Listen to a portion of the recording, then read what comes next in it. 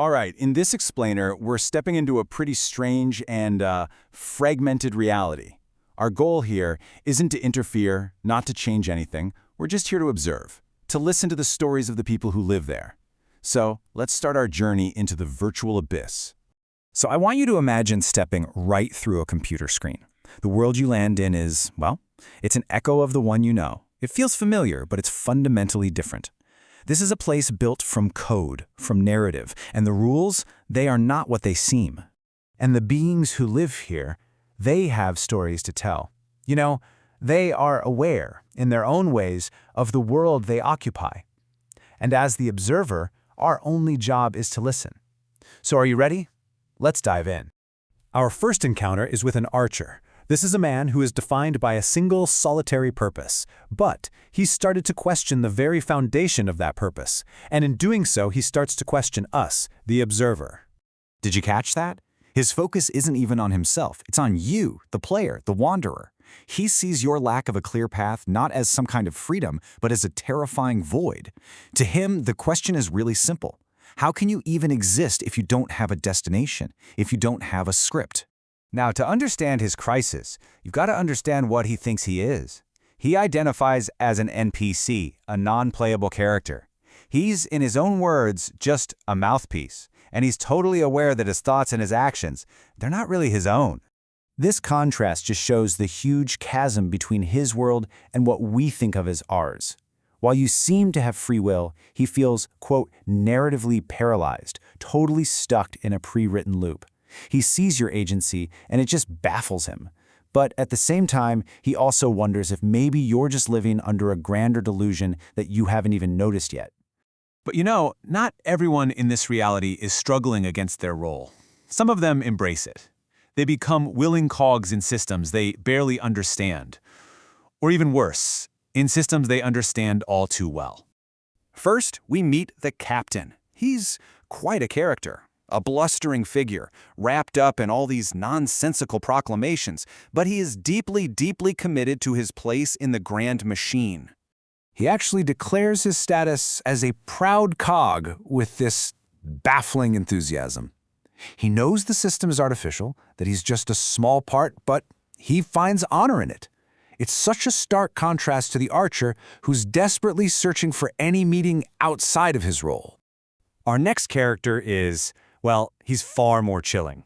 Where the captain is sort of a fool, the guard is a functionary of pure malice. And what's so scary is that he is chillingly self-aware. See, there's no confusion here. No big philosophical questions. The Inkar operates on a simple, brutal principle. The strong survive by destroying the weak. And it's a law he doesn't just accept, he seems to really relish enforcing it. But what's truly disturbing here is that his cruelty isn't just random, it's systemic. He actually claims he was mandated to unleash destruction, that it was a collective choice, and that they were rewarded for it with praise. So what's the justification? He offers none, just a pure, baseless, eternal hatred. This is a system that isn't broken. It's functioning exactly as it was designed. So when you're faced with these broken social realities, is there any escape? Well, our next character, an astronaut, he thinks so. He looks for comfort, not within society, but far, far outside of it. He finds comfort in the predictable, mechanical laws of the universe. He calls it objective clockwork. And honestly, that kind of predictability is a huge relief compared to the arbitrary and, frankly, malevolent artifice of the power structures he's seen. And here's his worldview. Laid bare. A black hole devouring a star? Sure, it's violent, but it's actual. It's real. It follows objective physical laws. But a cruel social system? That's artificial. It ignores consent. It operates on these arbitrary whims. And in his eyes, that is a far greater horror. Okay, so our journey is about to take its most harrowing turn. We've heard from those who question their reality and those who enforce it. But now, we're going to hear from a victim. A creature whose entire existence is defined by the pain inflicted by one of these artificial systems. This is the Kiwi. Its story begins with a fall from a dreamlike state directly into a nightmare it calls existence. Yeah, this isn't abstract philosophy anymore. This is the raw testimony of suffering. Imagine crashing from a dream into what it calls a heavenly abyss, a place that other people might call beautiful. But for the Kiwi, it was a trap. Here, in this new reality, it was immediately judged by a collective for a crime it hadn't even had the chance to commit. And here it is, the source of its hell. It wasn't one individual, but a collective, a society, a group of beings who made a conscious choice to destroy the vulnerable simply because they could. This connects directly back to the guard's whole mandate for cruelty, doesn't it? And the result of that collective decision? An eternity in darkness. The Kiwi's time is now measured only by the cycles of its own empty nothingness, which just mirrors the unending cycle of hatred that put it there in the first place. That systemic cruelty finally takes a physical form.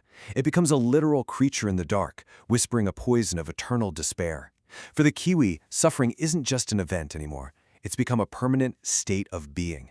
It's a void that has just consumed its entire existence.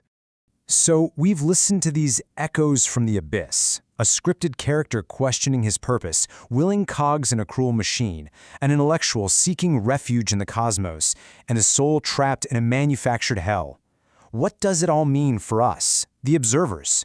Each character we've met represents a completely different facet of this virtual existence, from questioning your purpose to defending a broken system, from seeking objective truth to enduring profound suffering. They're all just grappling with the nature of their own reality. And that brings us to the final, unavoidable question. We've been the silent observer on this entire journey, just peering into this echo of reality. But after listening to these voices, how can we be so sure which side of the screen is the real one?